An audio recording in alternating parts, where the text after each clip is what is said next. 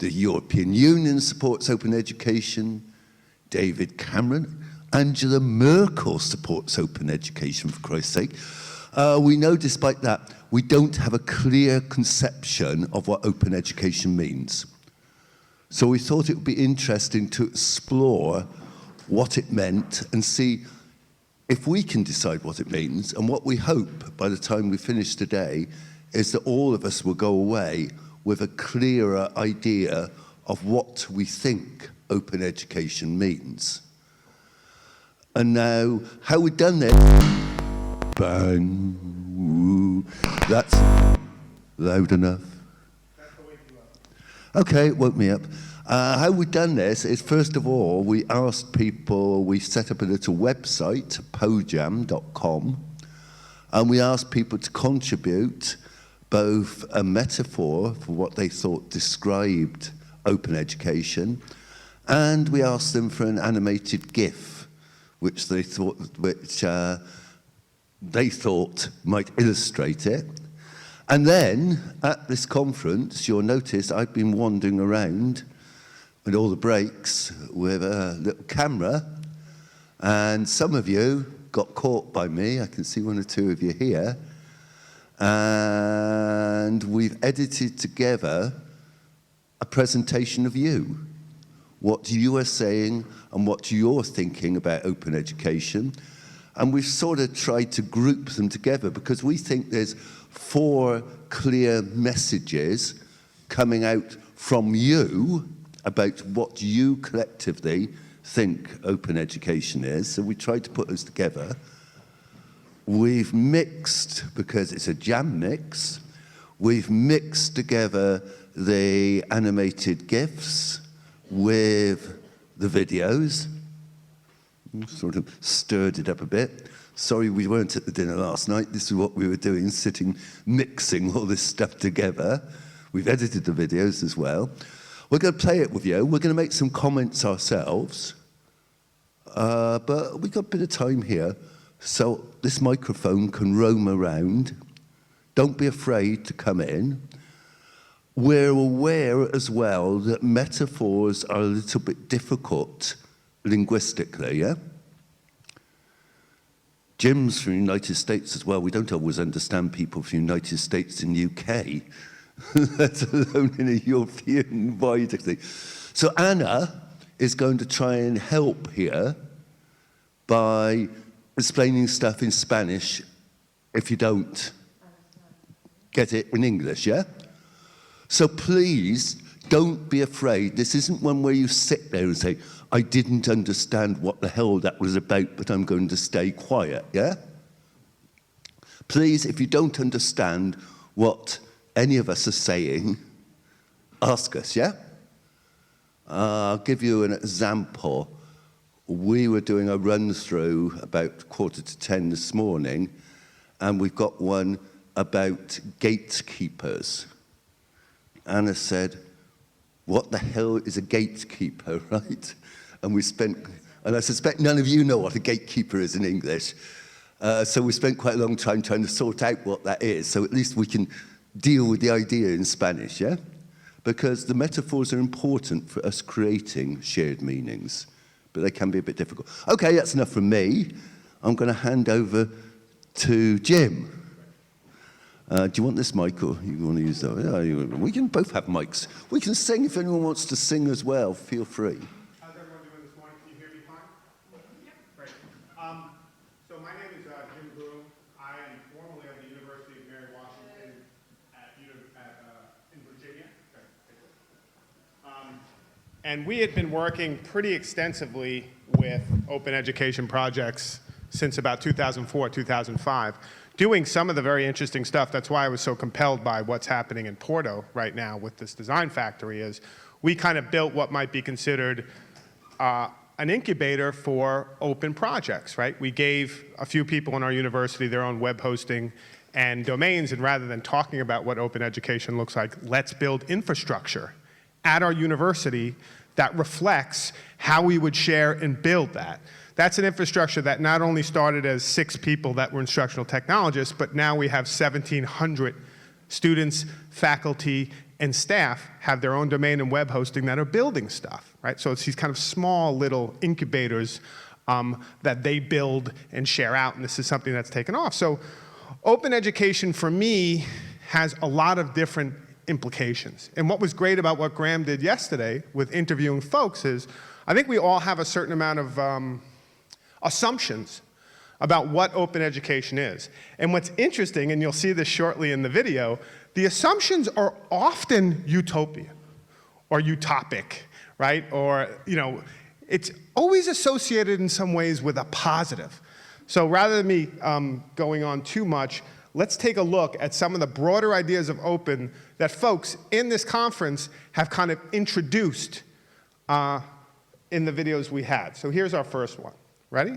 And I'm going to modulate. We got to be a little bit careful with the sound because some of these are going to be louder than others. So just keep that. For me, open education means that I can get any information that I want, and I can choose different ways to communicate with different people, with teachers, with students, and so on. And these are the most common ways to educate people and to get education. It's interesting, and this is we're going to see three more broader ideas, but when he's talking about open education, he's kind of talking about the design of the web, right? Like new ways of communicating and sharing resources and collaborating. Sounds like that was invented here in Europe 25 years ago, right? Called the web, or even 45 years ago called the internet. And so it's interesting how open is so quickly and tightly associated with our notion of this distributed platform called the World Wide Web. So there's one. You know, is open just another word for the web? Open education for me is not only lecturing my students and just not only standing in front of my students and lecturing, but also using different approaches, for example, Moodle and other platforms like social media platforms to give the students the information that they need. Interesting here too, and it's kind of really why the Porto Design Factory was such an interesting presentation for me, is this idea of open as experimentation. Not as necessarily some sort of technical problem, but as a kind of positionality an individual would take in relationship to their teaching, in relationship to the work they do, in relationship to trying new things. He talks about Moodle, but he also talks about social media, right? And quickly we associate this idea of open with a kind of notion of experimentation. And I think Jim's question was really interesting then, because is the Porto Design Factory, this could be seen as the ultimate example of open education. People can walk in off the street. I love it, yeah. Well, that's really interesting, your presentation coming before these ideas, where it all fits together. Yeah, it's great. And one of the things that's interesting too, and this is our next interviewee, talks about open and yet another kind of a cognitive approach to it, or perspective on it, if you may. And I kind of like this. He kind of looks like Quentin Tarantino to me a little bit. For me, open education is education based on the interactivity between the schools, the different players, I would say, the schools, the companies, and with an important commitment between all the parts, and be articulated, be share point of views, try to do something in common. I love this too, because open here is a relationship, right? It's transparency between, say, a university or class, businesses, etc. It's this kind of notion of open as a communal or kind of relational idea. And I love that. And oftentimes, particularly in the rhetoric of open, which some is better than others, a lot of that, the kind of business world gets set up as the alternative or the opposite. And many times there's good reason for that, right? There's this phenomenon that people talk about in the US and maybe here too called open washing. You ever heard of open washing? It's almost like greenwashing. Do you know what greenwashing is? Greenwashing is like when corporations jump on the bandwagon of making everything green, like, oh, it's organic, it's this, it's that, in order to make a profit. We have a complete problem with that in the US right now, where everyone's saying, it's open, it's free. And the idea behind that is to make profit. So that idea of open washing is something to be concerned. Do people get that? Maybe You not. got it? You understanding? Or do you want some more explanation? You happy with that? Okay, they've all got open washing. I've never heard the word open washing before today. Won't find it in the English dictionary. I think Jim's just invented it. I have not. That's actually a term that's been in conversation for about 6 or 7 years. As you'll see here, as the European Union government, as the US government gets very interested in open educational resources, you see a whole industry built up around that. And the question is how do we define open? And one of the things I really like about these presentations and these contributions is open is not a technical or a financial necessarily solution to a problem. It's a relationship amongst the community. I really love that, particularly this one about notions of transparency. Open education. It means education where all resources and all students and all teachers can find each other easily using all the technologies we have. So they can connect with everything very easy and without having to know how the technologies work. I like this one too a lot. This is the fourth one. And actually, the gentleman walked in on cue. So thank you very much. It's good to know that your neighbors in this auditorium are informing you. This idea of open, and I might be wrong, and you can obviously challenge it, but this idea of open is a design problem. And it's one of the things about open I'm most compelled by, is how do we make the ability to share seamlessly across institutions, across technologies, right? Somewhat seamless, right? And make them not maybe think so much about technology. It's why we both hate and love Apple, right? Apple has made the process of sharing and building and creating seamless, but they've also hidden certain things from us as a result. And so I love this idea of open as a design issue, too. How do we, and we see this everywhere when we look around our city streets, when we look around how these buildings are designed, right? Well, that shouldn't be any different from ecosystems online, right? And also the very one that brings us back to the question of the open web, right? Is what we're looking for when we talk about building these systems, what has been designed in Europe in 1990? The web, right? So it's an interesting issue, right? So these are 4 broad conceptions of open, as brought to you by your fellow conference attendees. Now, one of the things that came up, and this is actually something we got online as a GIF. I hope you enjoy the GIF. I'm not sure exactly what it means, but someone using the Open Education POJAM form submitted a GIF wherein they said, openness is not neutral. And I think that's a really crucial idea, right? Openness, another way to think about it is no free lunch, right? When we talk about open, we think, okay, everything's free, we get this utopic vision, we're gonna hear people talk about that in a second. But one of the things about open a lot of people don't realize is that open demands a communal kind of sharing culture. It demands upkeep things you get. It's like, I think of it like there's no such thing as a free puppy, right? Someone gives you a puppy. Is this translating well? You guys have puppies here? I'm kidding. Yeah, they do have coffee. They do have free coffee in the... Not coffee, puppies. Puppies, not coffee. Can I say that we've got this saying in English, there's no such thing as a free lunch. Does that exist in Portuguese and Spanish? Yeah? Yeah. So it's a universal saying. That's interesting. Yeah, and I think also the idea is what that means in terms of open is when you build these systems, when you build these ecosystems, you also have to manage them. People have to create with them. You have to give back to that culture. And so I thought that was an interesting kind of example of one of the issues. Another one is something brought up, and I'm not sure what, again, this GIF means. But it is crazy. One of the things people have been talking about openness in terms of 4 dimensions, right? You have open content, which we'll talk about shortly. Open learning context, which is interesting. And again, the design laboratory of Porto seems to actually be building context into the idea of education specifically, that notion of the upstream. Open technologies, which often are what are provided as the solution without thinking about institutional culture, which in my experience over the last decade at the University of Mary Washington, institutional culture has been the single most difficult obstacle to doing anything in regards to open. And that's why it's very interesting to think of, again, the Porto Design Factory as this offshore thing supported by a president to build culture in the institution. But then I think that most of the universities, and I visited the Alto Design Factory as well, meeting there, we are getting small islands of openness almost emerging within a lot of our universities.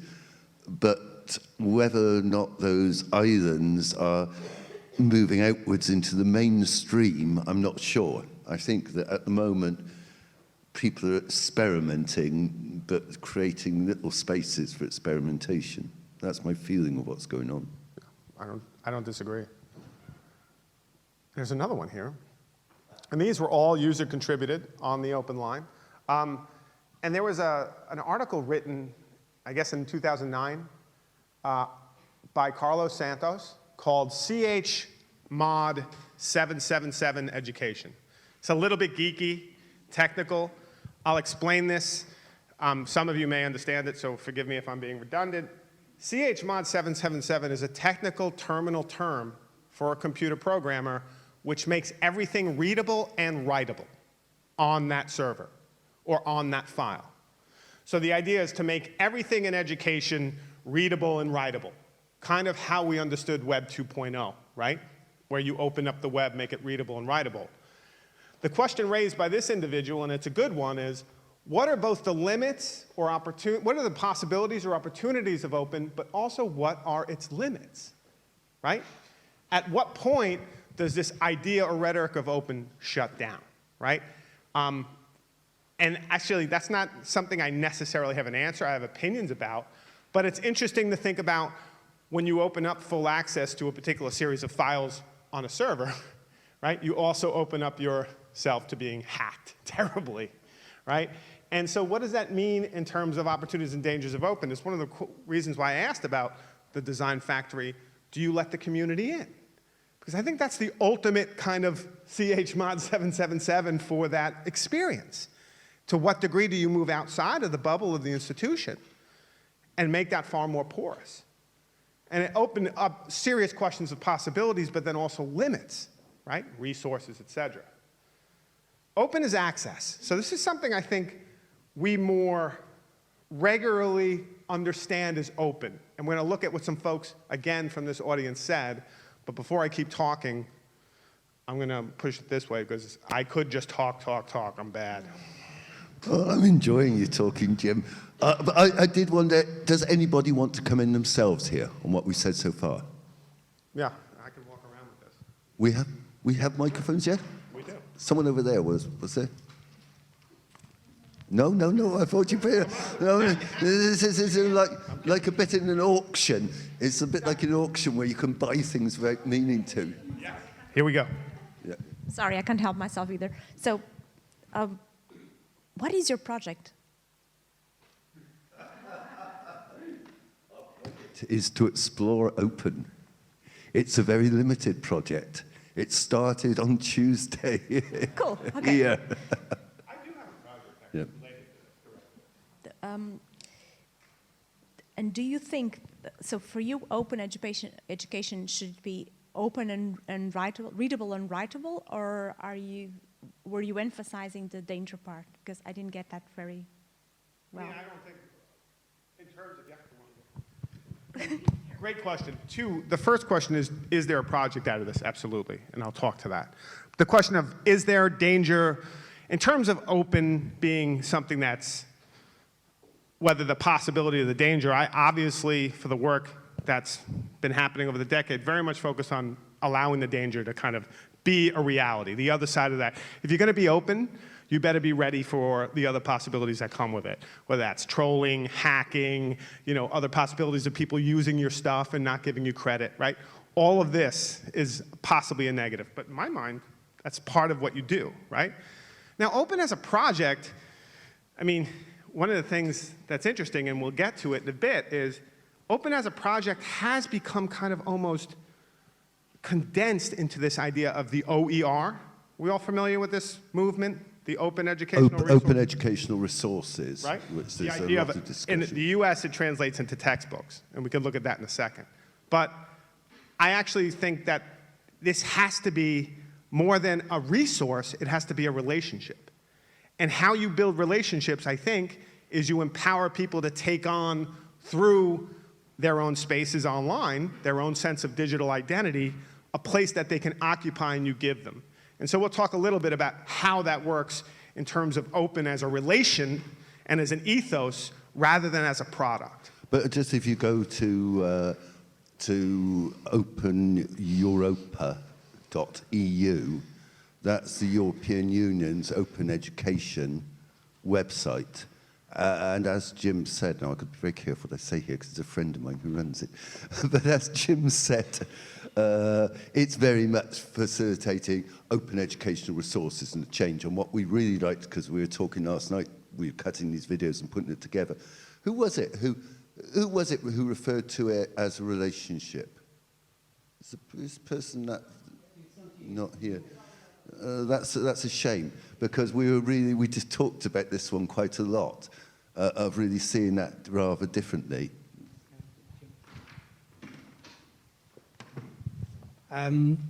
Just want to contribute to the discussion. You mentioned there are no free lunches. In Portugal, there's a story about a monk who was very hungry and he wanted to have a good meal. So he entered the village and he said to the folks that were in the village, could you please just give me a pan, a rock? I will make a soup out of a rock. Okay? And so people were intrigued. What's this? A soup with a rock? So they gave him the rock. Oh, good, I have the rocks. Now, I just need a pan and some water to start the soup. So people were intrigued by this and they gave him the pan and the water. And I said, oh, good. We just need some fire now, to start the soup. And he started the soup with the pan, with the water, and the rock inside the pan, just boiling the rock. And people were intrigued by this. Oh, what's going on? And this could smell better if we had some sausage here. This would smell wonderfully. And people, okay, giving the guy a sausage. And he put the sausage. And he starts adding things, And at the end of this, he hits the soup, and everybody in the village eats the soup too. Everybody. A very good soup. And we call it, even today, the rook soup, okay? The soup. Soup, sorry. Not soap, which is a TV series. Soup. But this is, in my view, the idea of open. Because it's like a conference. When you go to a conference, you contribute with something. You send your paper, you make an event, an initiative like this, and everybody participates of it. This is open. And in this sense, team is open. It's a low-budget conference. It doesn't cost as much as conference that you have been. And everybody participates, enjoys, contributes. People get your opinion and are shown here. For me, this is the idea of open. Because everybody had the chance to contribute, and in the end, everybody gets the benefit of having contributed to that. Okay? So that's my 2 cents contribution to this initiative. I'll have your soup and rock story on video at lunchtime. I like that. That's a beautiful story, too. And I heard someone speak at some point about this notion of an object of shared affection or an object of shared desire. And in fact, I think Buñuel made a film about it. But this notion of the object, the rock, as something in which that community comes together around and then benefits from. And I really love that notion. So that was, it's funny because it's like, what is the product of open? I don't know. Like, that's a very good question, but it's actually one I think that's got to be negotiated in a very specific cultural context. right? Whether that be this conference or this community, whether that be your institution. But let's just think about how people, and I really love, this to me is my favorite part of the presentation, is how people react when you just say, what can you define open for me? I just love this. Listen to this. This one is dubbed because of the sound. Y desde todos los ámbitos de la vida, desde el colegio hasta las redes sociales. Access all over the world. We'll see that again here.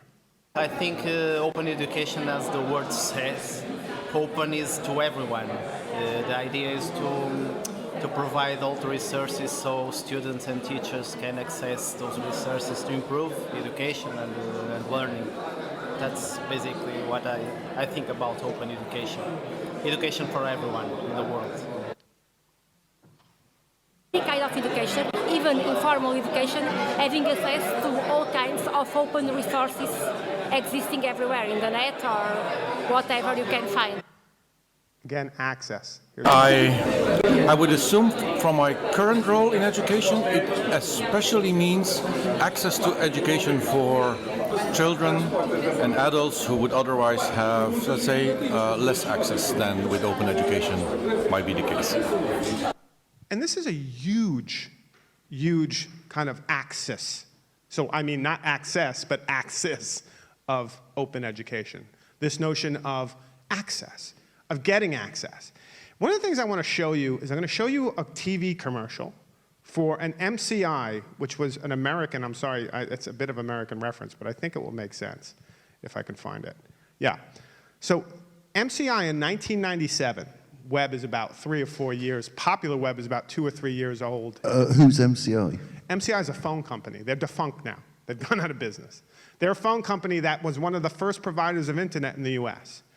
This is a 30-second commercial wherein they, I mean, very similarly to what we heard, talk about the internet and what it means. And just watch this. I can't get enough of it. Okay.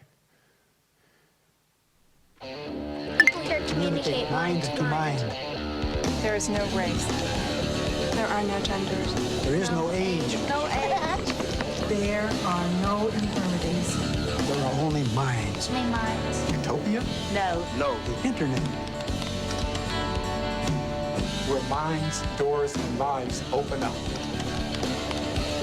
Is this a great time or what?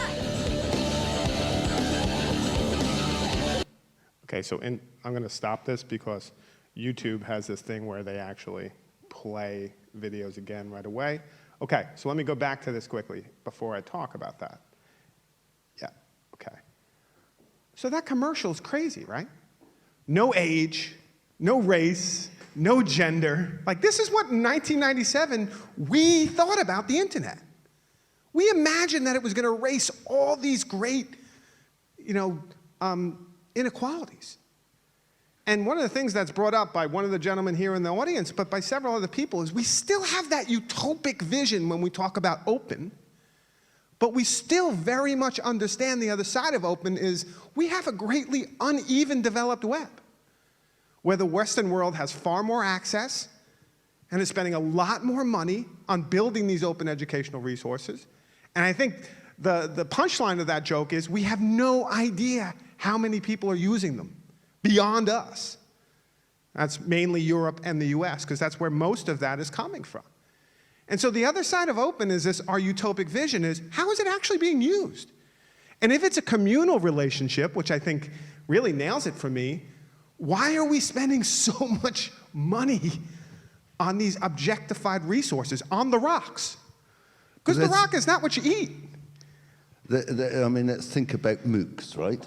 If we start talking about open, people are saying, yeah, MOOCs have transformed education, massive open online courses. Open, free, high quality, open to anyone.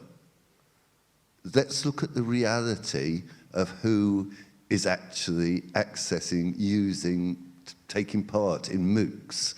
On all the surveys, it's people with degrees. 90% of people taking part in MOOCs have a degree already. So we're not actually opening up education with that access to everyone.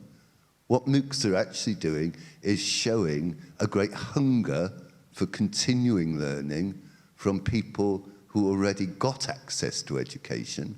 We actually used to call that adult education in most of our countries until with the crisis, adult education was abolished. But we're not actually getting that utopian idea, which we'd all hold to, that open education should be opening education to everyone.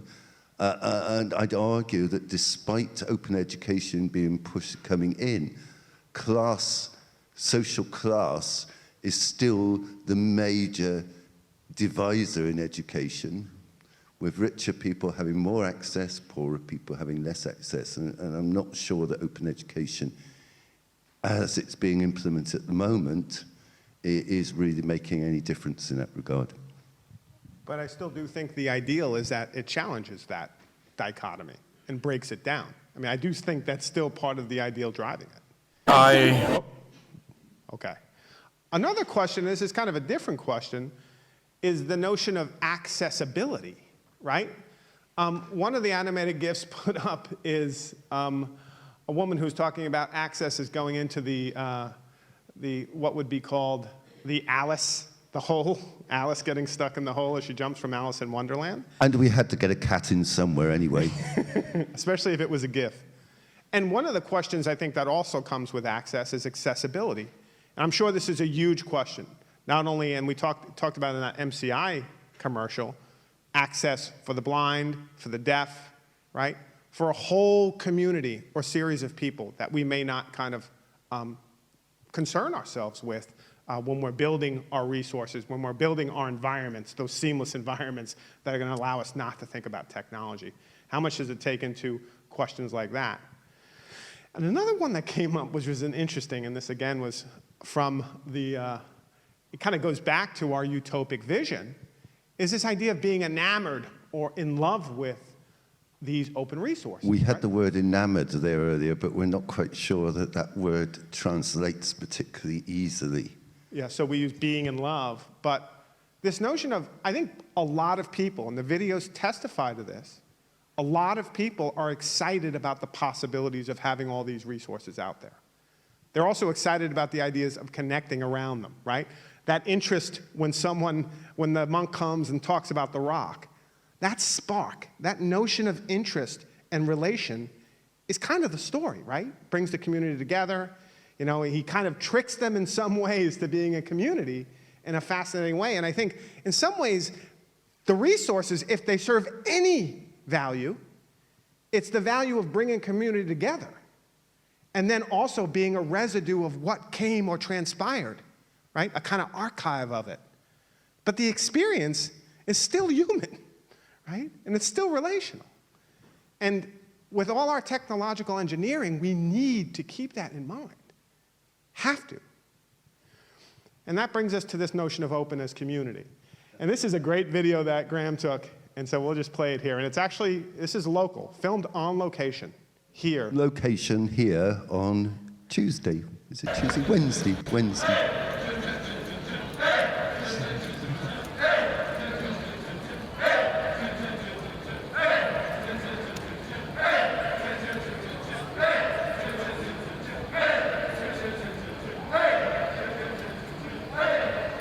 I love that, right? Honestly say, I visited many universities all over Europe.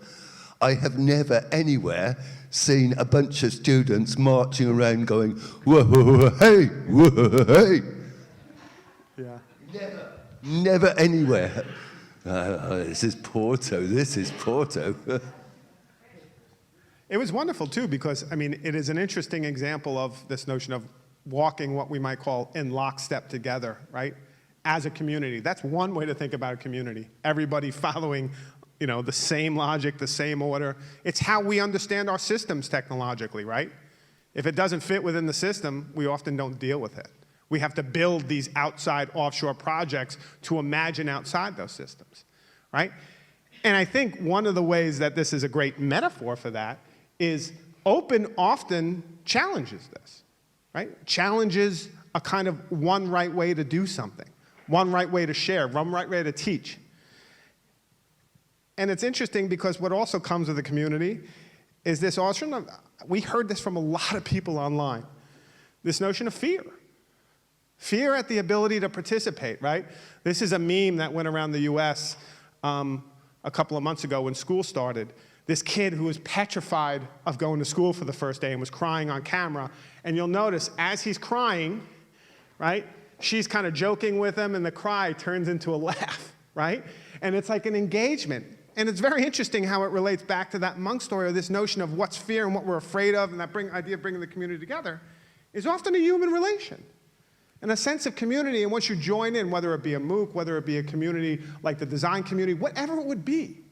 But I'd raise the fear in another way, because I've got this from people, is that university teachers are afraid if we move to open education online, that's our business gone, isn't it?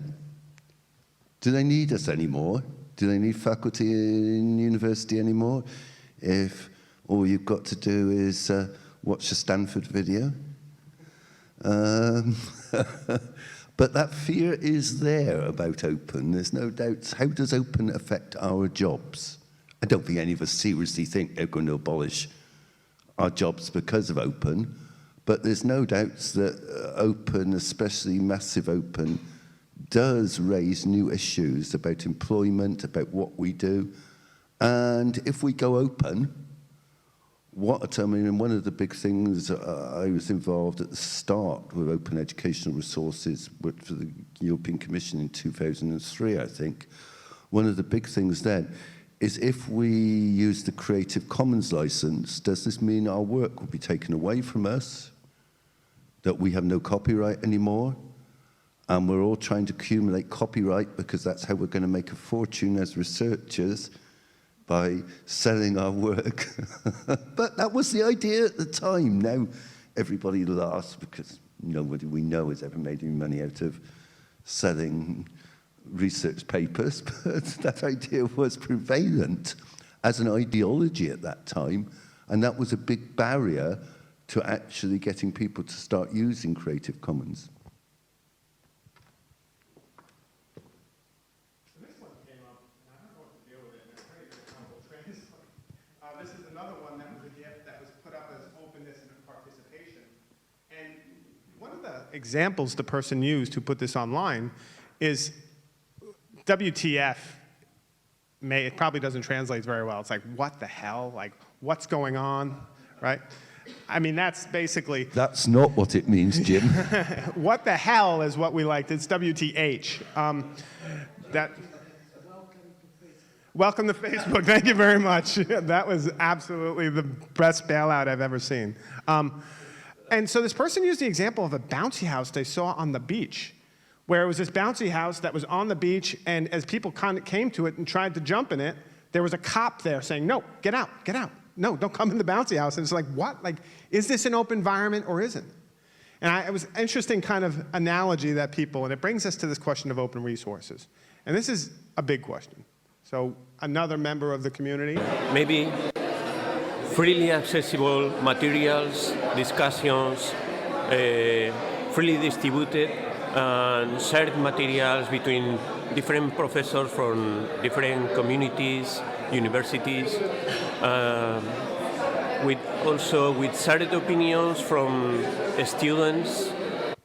Very focused idea of open as materials, shared at university level, and an interesting one. And in fact, he went on to talk actually about use of mobile devices, seeing a big factor of openness is getting those materials to people on mobiles, and he's very good. The only problem is my camera ran out of battery power at the point that video finishes, so I didn't get the rest of it on the camera. And so one of the questions that come up there with these resources is who controls them, who funds them, how are they being used, reused? We talked about that. That's a big issue. And if you look at the money, particularly in the US, that's spent on not only resources, but then on this notion of textbooks. And I found this a really interesting cultural difference between Europe and the US, is that textbooks, it's not something you all are like excited about. It's like textbooks, In the US, that's how they're selling open education, point blank. Free textbooks. If you can save students money, that's what sells it. And so the government has gotten behind it. You have huge, hundreds of millions of dollars of grants running into this idea of creating open textbooks. But I think how that works in terms of who controls those open textbooks, how many of the companies, the idea of open washing I mentioned before, are getting on top of this is a really interesting. And Martin Weller, who's at the Open University, wrote a book, The Battle for Open. And in that book, he talks a lot about the kind of cultural change, not only the difference between the US, Canada, and Europe, but the cultural challenges at work right now with this idea and definition of open. And one of the big questions is this notion of gatekeepers, which may or may not translate very well, but this idea of who controls access to these resources. And in the US, at least, when we talk about this, we talk about Elsevier, we talk about all the academic research being produced and then sold back to academic institutions, right? So you have these huge publishing companies for academic journals who people freely contribute to, and Elsevier is the big one, and it might be here too, I'm not sure. Yeah, no, I mean, it's exactly the same here. Yeah. We do the research, we send the stuff to the journals charge us back for it. Now, in the UK, we've adapted an open access model, but the government stipulated the so-called gold model, which means instead of us paying to buy the journals or to buy a copy of the journal stuff, it's open, but we have to pay them to publish it. So we first have to do the research, and we do the reviewing, and then we pay them to publish it. Now, that's not my idea of an open access model. No. So that's a really contentious idea still. Very, very contentious. And then the ocean, I think this is something that no one, I mean, for me, this is when I got into the field over a decade ago. I've been in higher ed for 20-something years, but I've been in open education or in instructional technology, however you want to frame it, for a decade now. The idea, and that's hard to see, that's actually... It's impossible to see. It's Gandalf in his archive. For, Gandalf the wizard from Tolkien and the Lord of the Ring movies. And the idea was to have open archives, right? Was this idea of having an open running archive of all of the intellectual work produced on the national cultural level, on the supranational cultural level, this idea that these archives would be open and freely available. And this was kind of the vision. This was the ideal, and I think this kind of buttresses nicely the idea of open access at any time, right? And I think this is still one of those things, although it's a political minefield and an economic minefield, especially when we deal with the notion of publishers. And this is a big question that happens in the US, and again, this might not translate, and we talked about this a bit, is shifting the idea of open, at least in the US, from cost saving of students to actually changing the notion of pedagogy, right? The design school at Porto is radical, and I've seen other examples in the US, but they're radical because they changed the whole very notion of pedagogy. What you're there to do, how you do it, taking control of your own learning.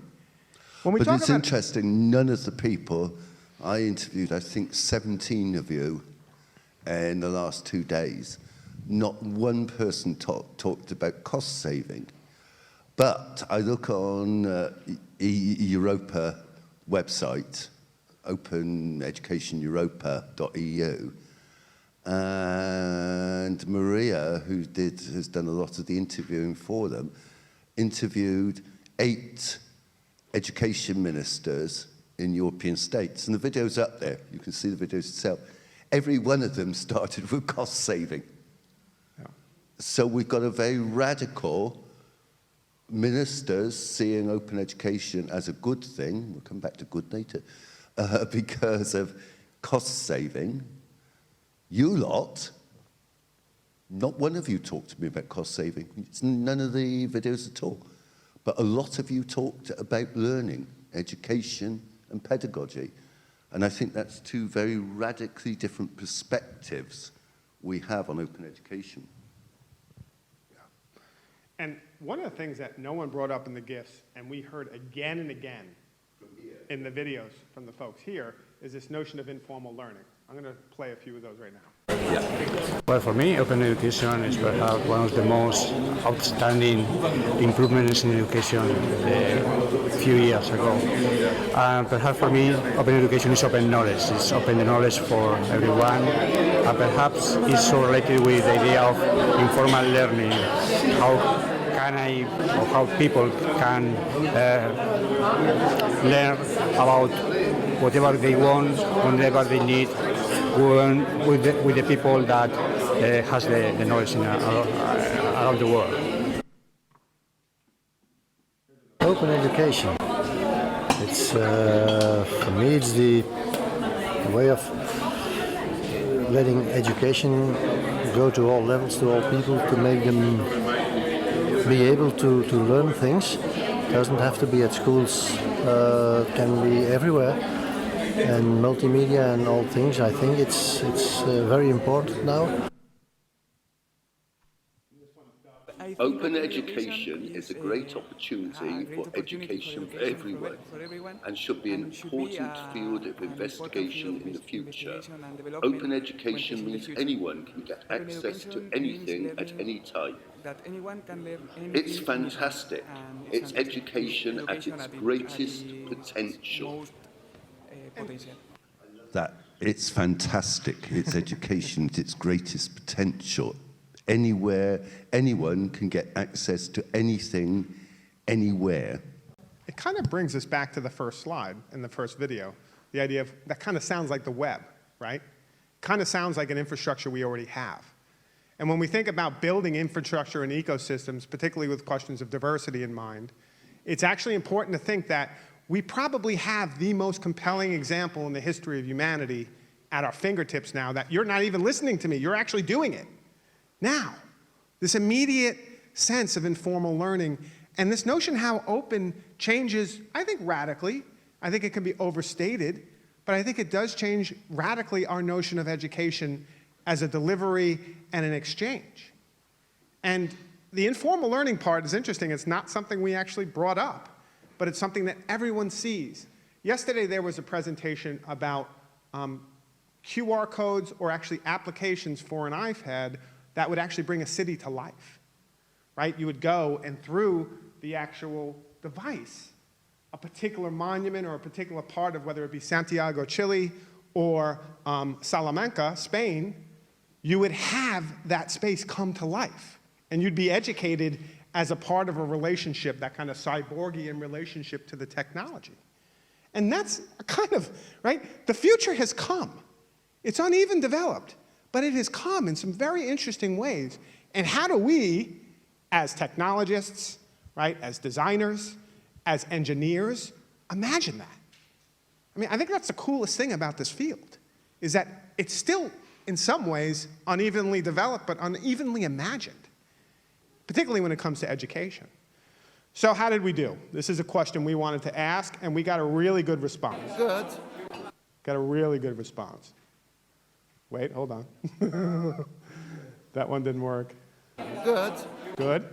How did we do? Damn. Good. Good, good. All right. That's it.